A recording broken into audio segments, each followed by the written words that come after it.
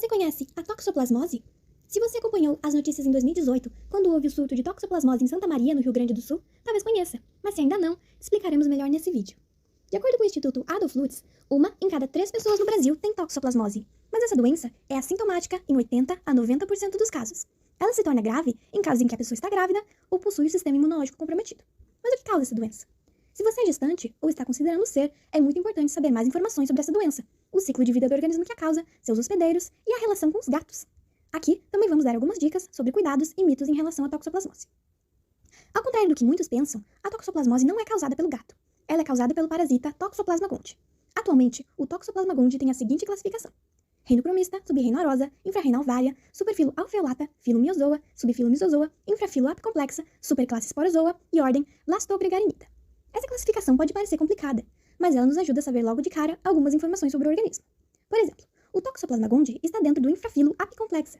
Isso nos diz que ele possui um componente celular chamado de complexo apical, uma estrutura relacionada com a penetração na célula do organismo hospedeiro, indicando que se trata de um parasita. O ciclo do Toxoplasma gondii ocorre em duas fases, uma sexuada e outra assexuada.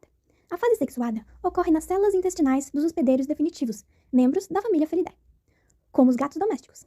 No ciclo sexuado, o parasito invade os enterócitos, células de absorção que revestem a mucosa intestinal, e sofre merogonia, que é uma seção parcial antes da primeira divisão, formando os merozóitos, que são liberados após o rompimento da célula hospedeira. Esses merozóitos invadem as células epiteliais adjacentes e sofrem gamogonia, reprodução sexuada, formando os gametócitos. Os gametócitos originam os gametas masculinos, microgametas, e os femininos, macrogametas. Os microgametas, que são formas móveis extracelulares, fecundam os macrogametas, que ficam localizados dentro dos enterócitos, formando o zigoto, que fica envolvido por uma parede resistente, sendo chamado de oocisto.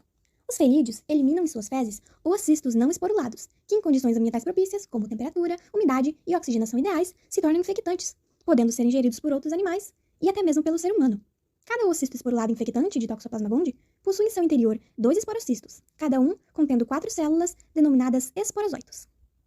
Já a fase assexuada pode ocorrer nos hospedeiros definitivos, como o gato, e também nos hospedeiros intermediários, como mamíferos, incluindo o homem, e aves.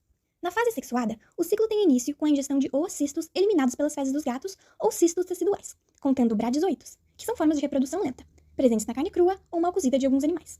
Após a ingestão, a parede externa dos cistos ou oocistos é rompida por degradação enzimática, e as formas infectantes, bradizoitos ou esporozoitos, formas infectantes ao hospedeiro humano, são liberadas no lúmen intestinal, onde rapidamente invadem as células do hospedeiro e se diferenciam em taxoítos, formas de multiplicação rápida por divisão assexuada. Os taxoítos penetram em qualquer célula nucleada, onde formam novos taxoítos muito rapidamente, até o rompimento da célula parasitada. Então eles invadem novas células. Essa é a fase proliferativa. O parasito se espalha no organismo através de taxoítos livres ou intracelulares, que podem estar no sangue. Como o sangue se espalha por todo o nosso corpo, essa doença pode manifestar diversos sintomas, e a sua gravidade vai depender da quantidade de formas infectantes, da cepa do parasito e se o hospedeiro se enquadra ou não no grupo de risco. A morfologia do parasita depende da fase do ciclo. Aqui temos algumas das diferentes formas que ele pode se apresentar. A sua movimentação é através de deslizamento, impulsionado por seus micronemas, que são estruturas tubulares da região apical, feitas de proteínas adesivas, que garantem a facilitação da fixação do parasita na célula hospedeira. Quais são os sintomas de toxoplasmose? Pessoas fora do grupo de risco normalmente apresentam sintomas parecidos com os de uma gripe, como dor de cabeça, febre e dor no corpo. Em pessoas com baixa imunidade, os sintomas são mais graves. Além dos similares à gripe, eles podem ter confusão mental, falta de coordenação e convulsões.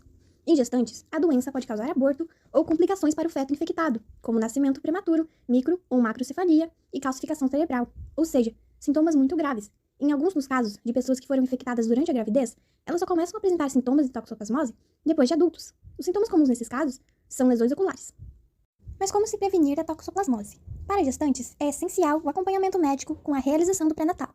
Também é recomendado evitar comer carne crua ou mal passada, filtrar ou ferver a água, não entrar em contato direto com solo desprotegido, por exemplo em jardins ou locais com areia, e higienizar as frutas e verduras corretamente. Aqui podemos perceber que mesmo os gatos sendo os hospedeiros definitivos da toxoplasmose, os meios mais comuns de contaminação não são por contato direto com os gatinhos. Mesmo assim, algumas medidas para manter você e seu gatinho saudáveis seria evitar o contato do animal com a rua. Isso aumenta a sua expectativa de vida e evita com que ele pegue doenças, como a toxoplasmose.